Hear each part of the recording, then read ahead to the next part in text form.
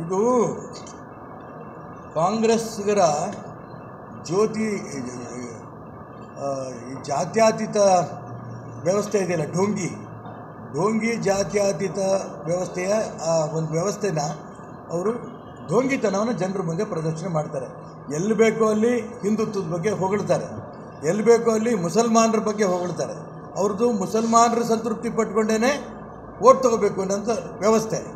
ಹಿಂದೂಗಳ ಜೊತೆ ಹೋದರೆ ಮುಸಲ್ಮಾನರು ಓಟ್ ಬರೋಲ್ಲ ಅನ್ನೋಂಥ ಭ್ರಮೆ. ಹಾಗಾಗಿ ಅವ್ರು ಮುಸಲ್ಮಾನರ ಸಂತೃಪ್ತಿ ಮಾಡಿಕೊಂಡೇ ಇರಲಿ. ಇವತ್ತಾಗಲೇ ವಿರೋಧ ಪಕ್ಷವೂ ಆಗಷ್ಟು ದೇಶದಲ್ಲಿ ಅವ್ರಿಗೆ ಶಕ್ತಿ ಇಲ್ಲ. ಈ ಚುನಾವಣೆಯಲ್ಲಿ ಒಂದು 10-20 ಸೀಟ್ ತಗೋತಾರಲ್ಲ ಗೊತ್ತಿಲ್ಲ. ಹಿಂದೂಗಳು ವಿರೋಧ ಮಾಡಿಕೊಂಡು ಹಿಂದುತ್ವದ ವಿರೋಧ ಮಾಡ್ಕೊಳ್ತಾರೆ ವ್ಯಕ್ತಿಗಳು ಯಾರೂ ಉದ್ಧಾರ ಆಗಲ್ಲ. ಯಡಿಯೂರಪ್ಪನವರು ಕೂಡ ಜಾತಿ ವ್ಯವಸ್ಥೆ ಹೋದರು. ಬೆಂಗಳೂರಿನಿಂದ ಮಂಗಳೂರುವರೆಗೆ, ಬೀದರ್ನಿಂದ ಚಾಮರಾಜನಗರದವರೆಗೆ ನಿಮ್ಮ ಸುದ್ದಿ ನಿಮ್ಮದೇ ಭಾಷೆಯಲ್ಲಿ. ಕರ್ನಾಟಕ ತಕ್.